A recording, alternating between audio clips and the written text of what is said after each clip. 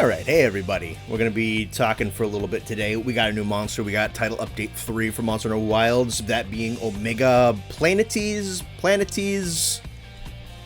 They said it a specific way in game, and I thought it was weird. I kind of forget. I kind of like Planetes. That just kind of rolls off the tongue better. Irregardless, new monster, new collab monster from Final Fantasy XIV, kind of like Behemoth was. Only we're gonna be talking about the difference between the two. So we're gonna just be chatting about how we feel about him, how we feel about the fight, how we feel about Savage Omega, a little bit about the gear, which I don't have unlocked yet, but I've looked into what the stats are. Just kind of a bit of a discussion piece about the monster in general. I think what I'm going to do either tomorrow or the day after is also going to be kind of just a little bit of a fight autopsy, some tricks and tips and little extra bits of fight tech that exist in there that maybe you have or haven't picked up on, some potential skills or weapon matchups or that kind of thing. Though we'll touch on that stuff today because we have to talk about the fight. We have to talk about that kind of stuff. But overall, I'm very interested to hear what everybody's thoughts on Omega Planetes are. Also very interested on what the community position on collaborative monsters are going to be from here on out. I think what kind of happened was Behemoth was okay. Behemoth was alright. Charybdis stunk, and there was some other aspects of him that wasn't like the most thrilling in the world. And then Extreme Behemoth was a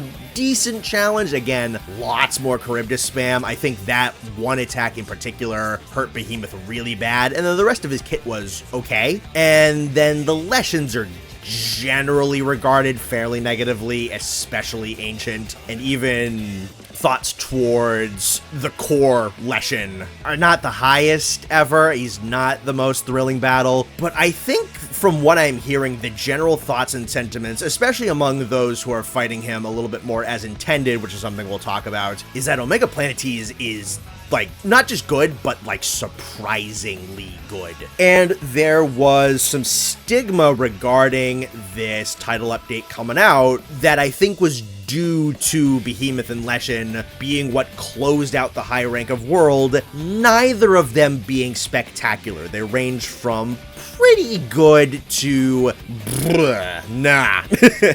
So Omega comes out, and even with how brutal Savage is, what I'm seeing online is, yeah, no, he's really, really hard. I can try and beat him. I might not be able to beat him, but it's not like people are like complaining a ton. Really, they're just like, yeah, no, this is tough. This is really tough. But it's not nearly the level of complaint. Maybe in certain parts of the internet, I don't read like everything, and I don't really go down into the cesspools all that often, but it definitely seems like it is more on the positive end than it has been for some other very challenging monsters like a Lunastra or an Olatron or something like that. Though I don't know, maybe we'll get another change.org petition over Omega being so difficult. But all that being said, the point being made is I'm very interested to see if we get another collab after this at some point, whether it be in a Portable 6, whether it be in a Wilds Ultimate, whether it not be until Monster Hunter 7 comes out. What is Omega's presence going to do to change the perception of having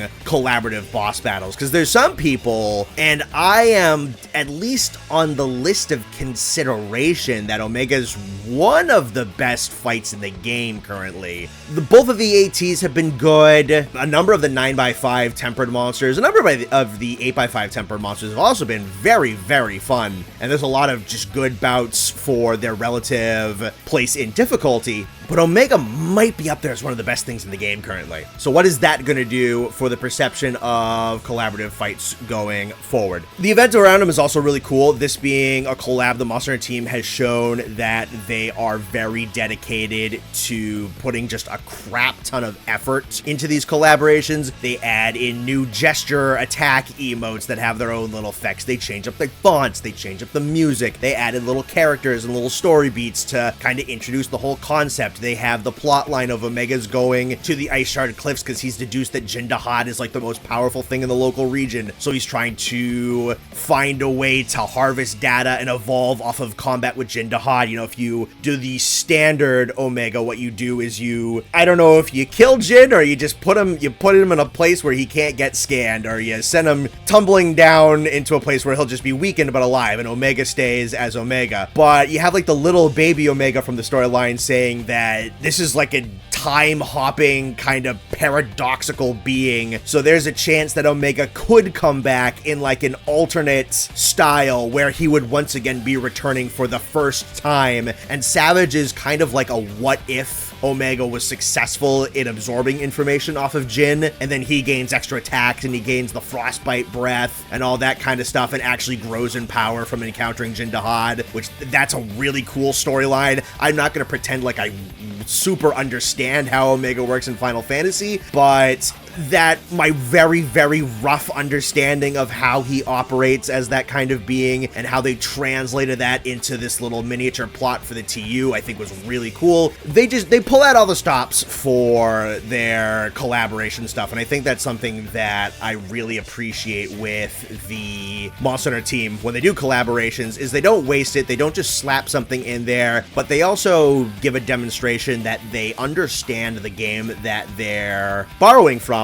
and they want that other game to feel at home in Monster Hunter, and I think this is the best job that they've done. You know, we were talking about Akuma back in June. Akuma was a lot of fun because of, you know, the music changes, the font changes, and the Raging Demon finisher, and all that kind of stuff, and the amount of work that they put into it, and Akuma running around on the map and being your mentor. That was really kind of just a beta test for the amount of work that they were going to put in with this, so I'm very impressed. I think the main thing that is both a strength and a hindrance for Omega is the overarching combat design. Like Behemoth and somewhat like Kulve Taroth and Safi Jiva, Omega is designed to be a multiplayer fight. You can fight him single player, plenty of people have done it. I don't know, I'm going to imagine somebody has taken down Savage solo, though that is tough. I'd imagine particularly difficult, but people are able to take down the standard Omega solo. That happened by night 1.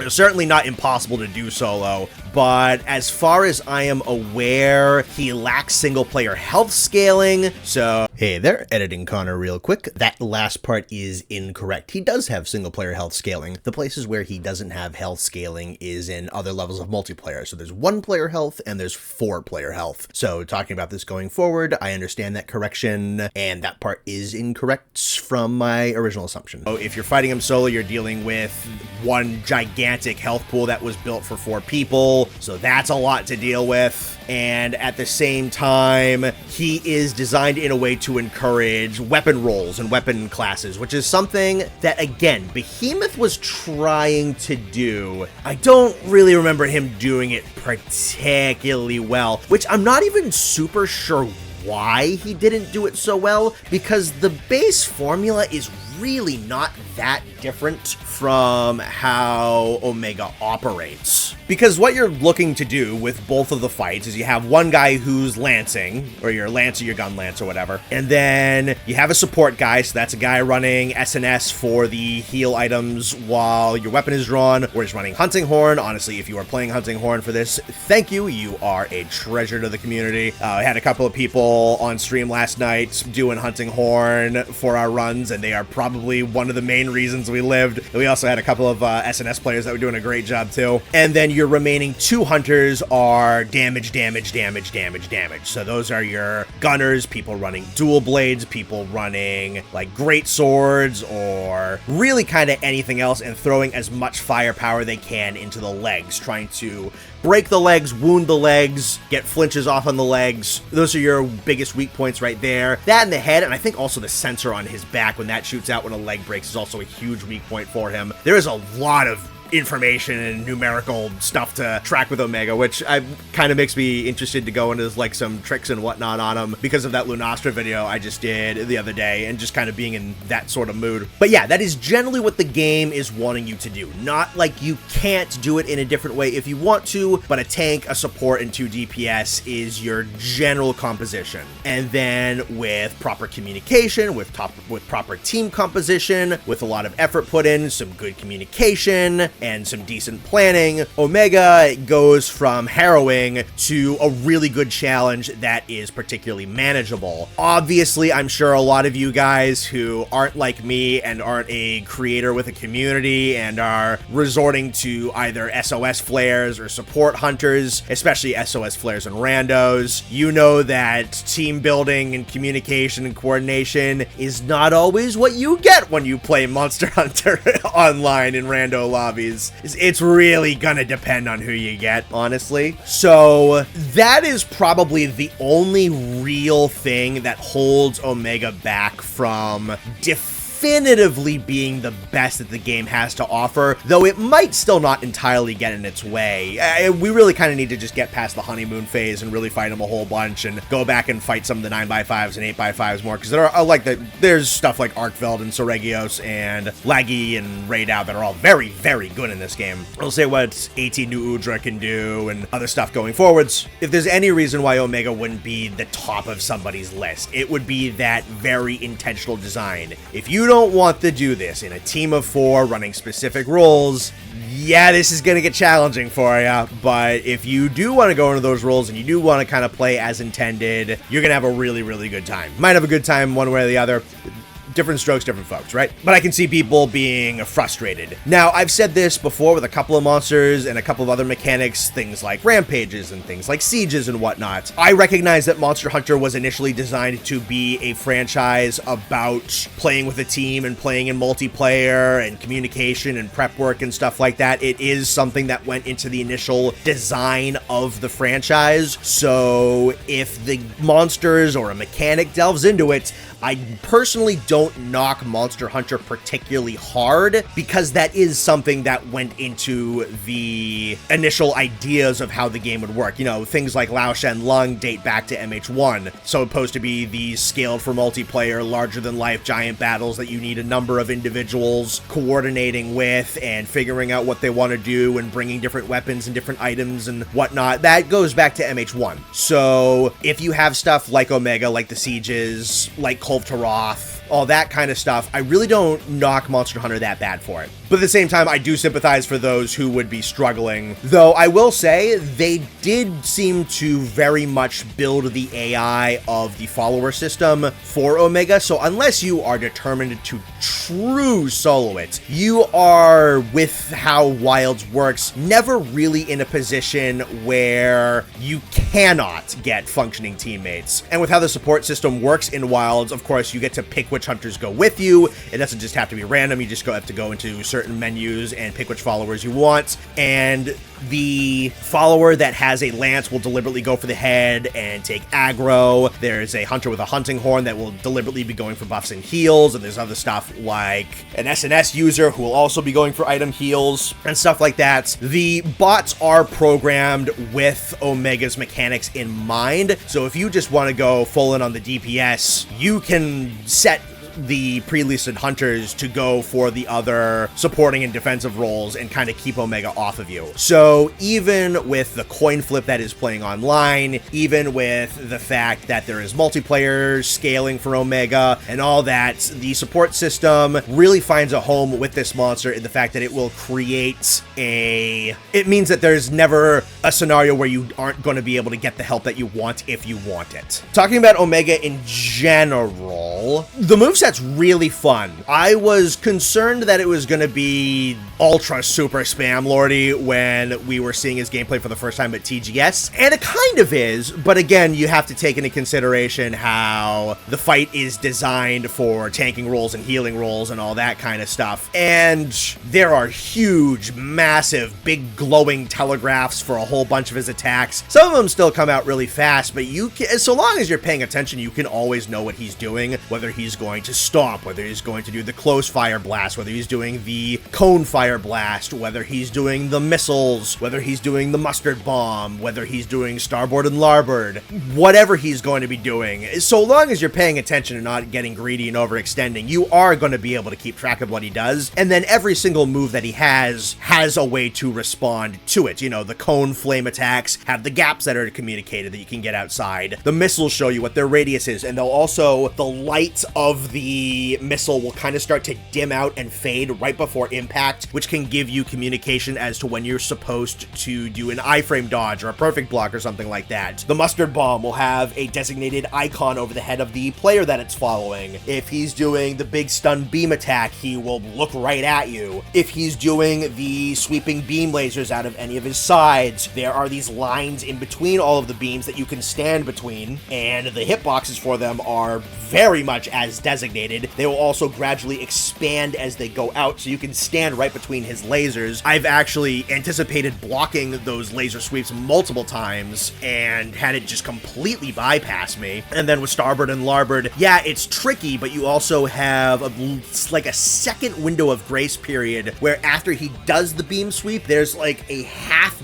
beat and then the explosion goes off. So even if the spinny, tricky nature of that attack kind of catches you, so long as your reaction time is adequate, you can still catch yourself. So there's a lot of it. There's a lot to keep track of. There's a lot of paying attention you need to do. You do kind of need to lock in for this guy. It's a little tough to autopilot him unless you get really practiced at him. I'd say there really isn't any attack that I would consider particularly unfair. The only thing that I'd say like that might be a little much is every once in a while he might salvo his missiles off in like groups of 4. So you're especially if you're kind of panic Superman diving, you might dive and then a missile goes off and then a missile's already over you, and then you try and run and you dive and the missile goes off and there's another missile over you. At that point, you're either probably just want to go for a full sprint, or you're going to want to dodge around a little bit, or honestly, one of the game mechanics that I think really does not get used all that much until this fight comes out is just hopping on the Sacred and kiting the missiles away and getting out from under them. Because so long as you're moving, you are faster than all of his missiles. Sometimes you might just not be prepared for something and then it comes out fast. It's not that anything is unfair, it's that it's fast, it's a lot of it, so you have to be on your toes, you need to be aggressive but also careful, you need to be paying attention, and you need to be at the ready, I think is more so what needs to be taken into consideration when fighting Omega than the fact that, oh, he's fast and oh, he's spammy. Because you can get around all of it, especially with how the weapons in this game have worked. I've praised the focus mode and the iframe dodging and the perfect blocking and stuff like that, and Omega definitely feels like a fight. Again, a lot of the TU fights have felt like they really understood what game they were in and what mechanics they were dealing with. I feel like I've said that sentence a lot, but I just have a lot of praise for the fight developers and the fight design from basically everything that's been post-launch content, as I feel like the combat post-launch has very much understood a lot of the strengths and abilities that Wilds has to offer, and are making monsters not even so much that just nope their way through those abilities, but know how to push those abilities, make those abilities fun, and still offer a challenge while incorporating all that tech that the hunters have nowadays. And I think that Omega succeeds at this, perhaps even more so than a lot of his contemporaries here, which again I want to talk a little bit more about in a follow-up video, but like getting up on the Sacred in the middle of the fight, that's valuable because of trying to kite away the missiles or get out from the missiles or get the mustard bomb away from the rest of the team and out of the middle of the arena. You hop on the bird in the middle of that, you go sprinting off and shove the napalm strike off in a corner where it's not really going to do anything. And then, you know, there's the weapon swapping, which sounded like it was going to be really interesting when we were learning about this game, but it really doesn't get touched. Well, now we have a whole other monster that gets spawned in as a DPS check, that being the clone Nursilla. Her weaknesses are slightly different. You can use paralysis weapons to kind of keep her off her guard. If you want to build a secondary weapon that is specifically designed to target and take down that clone Nursilla, you can do that in this game. That's something that's really important. And then stuff like the perfect blocking and the perfect evading and stuff like that is really major. A lot of weapons that require interacting off of monster attacks, such as especially the perfect evade weapons like dualies and bow, that kind of need those attack interactions to get stamina refills or to get get coating refills or their enhanced dash mode attack thing. I forget what it's called, but the spin slicing thing that you get for dualies when you perfect evade something. It's really good for weapons like those if you know what you're doing and you know your dodge timings, because Omega is just going to feed you resources over and over and over again. He's going to feed you offensive guard over and over and over again. The only weapons that I think are really going to struggle are your offset weapons. So, and not even necessarily the weapons are going to struggle, but the offset ability is going to struggle quite a bit. So Greatsword offsetting, you're not going to be able to do that much.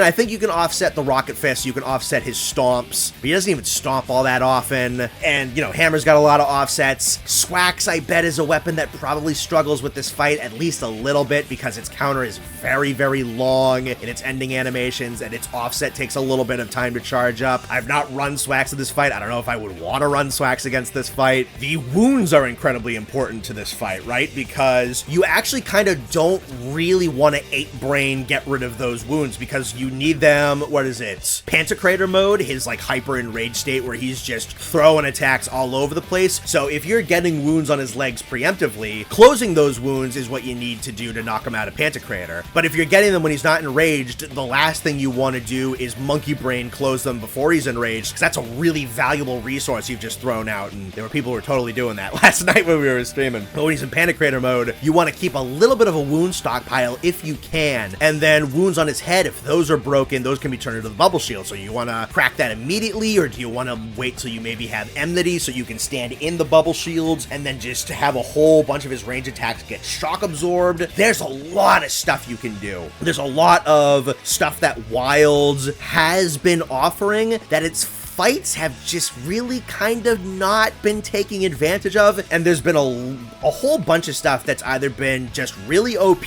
or kind of a novelty, and Omega's like, nope, now you need it, or if you don't need it, it is very helpful in this fight, and it feels complete. It's going along on this trajectory of Wilds monsters just kind of understanding Wilds, which is not what the game felt like when it first released. But comparing things like 8x5 Arkveld at the end of launch to full-blown Omega Planetes now, the amount of, I'd say, comfort and understanding that the developers have for what they've made here is a drastic improvement over about 6 months. And I'm happy to see that, honestly. Overall, I think this fight is a blast. I'd say, especially with the standard Omega, I'd say it's like, maybe like 95% perfectly fair. Again, the rapid missiles and maybe like one or two other things is a little fast every once in a while, but there's a whole bunch of information that you have at your disposal, a whole bunch of ability to work with your teammates and whatnot that's at your disposal, that this is absolutely manageable. But kind of like what I was talking about with that Lunastra video I just put out, which go ahead and watch that Lunastra video if you haven't already. It comes down to knowledge. If you understand this fight, if you make an effort to understand this fight, if you think about how the game works, if you think about how the weapons work,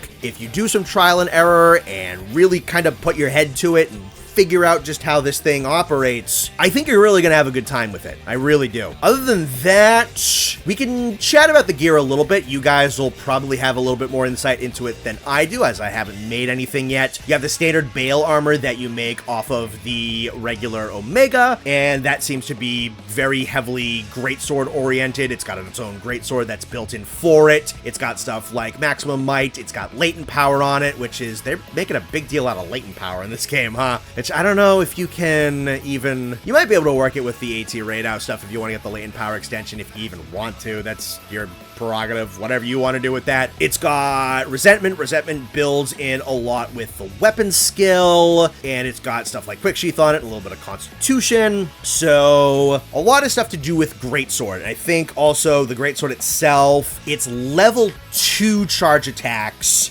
do some extra damage, as well as do red health damage to you, which triggers resentment. But I think there's also on the set itself basically like an elemental resentment, so it'll boost your elemental damage when you are in red health meter. So I am interested to see if that's going to shape up anything. I think greatsword's a blast in this game, so I'm definitely interested. And I know it also has like this special emote, big laser drag attack, so I think I'm definitely going to be playing around with that and just see how fun that is. I'll see what other people are looking at and making into it, and I might make a really fun new greatsword set among the other really fun greatsword sets I already have in this game, because it's a very fun weapon to theorycraft and build around with just the amount of stuff that it does in this game. And then there's also the armor and the weapons that you get off of Savage, and this stuff is weirdly technical. So if I am remembering correctly, because I watched like Rage Gaming videos stuff on it, but still want to talk about it just for the sake of bringing up the conversation for this video, is he has an SNS and he's got a glaive, neither of which are like top level, but they do some really interesting stuff, with the sword and shield ability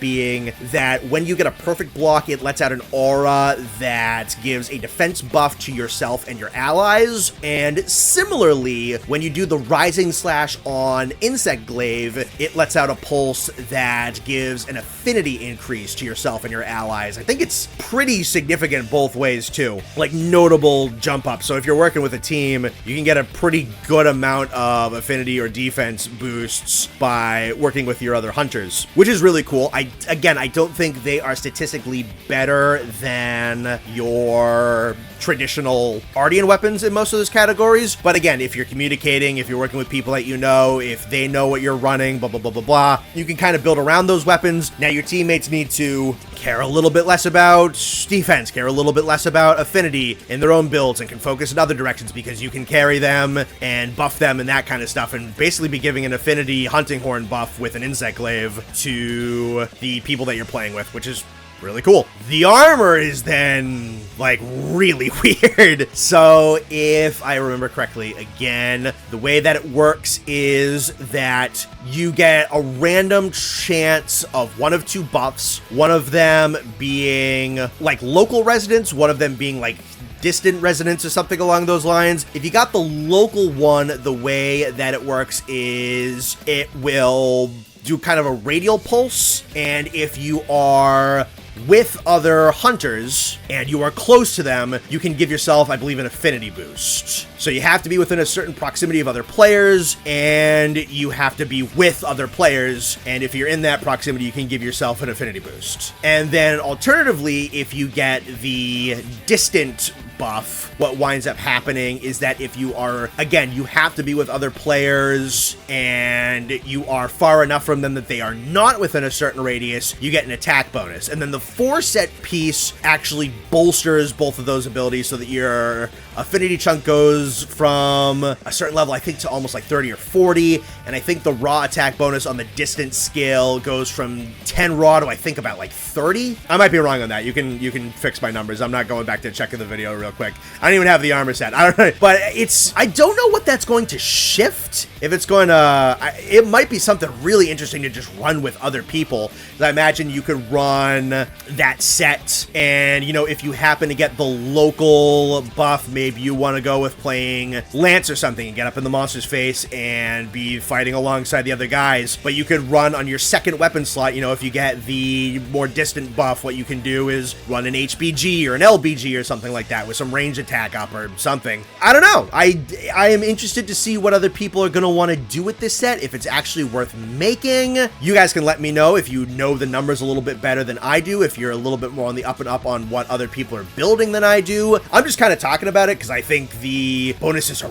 really weird, but at the same time, they've been doing this thing since like Sunbreak, where they're like, we're gonna bring in the title update monsters and we're just gonna make these ultra technical, super bizarre, odd armor skills. They may not be the best in the game, but they might typically be pretty good for something, and just have fun theory crafting some wackadoodle weirdo stuff with it, which I've appreciated. That's kind of been a developer trend since Sunbreak, and I'm kind of glad that they're sticking around with it. So if you are a little bit more in touch with the gear than I am, go ahead, let me know if it looks like it's actually worthwhile, if there's anything cool being made out of it. I think that's most of what I want to cover today. Like I said, we'll be back in a day or two, and I want to talk about a little bit of extra fight tech in the battle itself to just give a little bit of insight of actually thinking about your approach to Omega, some little extra bits of tech and tips and whatnot. I know there's a bunch of other people who will do it, but when it comes down to actually, you know, theory crafting and build crafting and what do you want to bring, what's necessary, blah, blah, blah. I think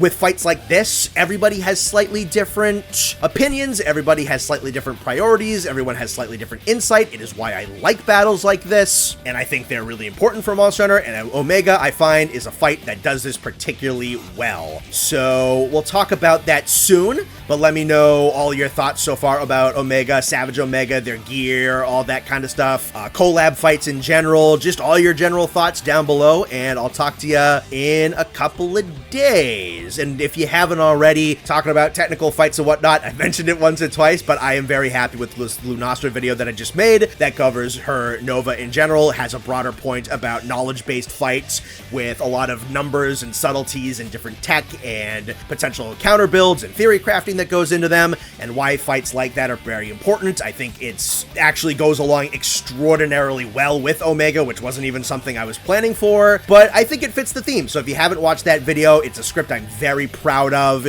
You might learn something new about Lunastra if you aren't too versed in how she operates already, so go ahead and give that video a click. But as for right now, this has been CR-Volcanic or Connor. I'll see you around.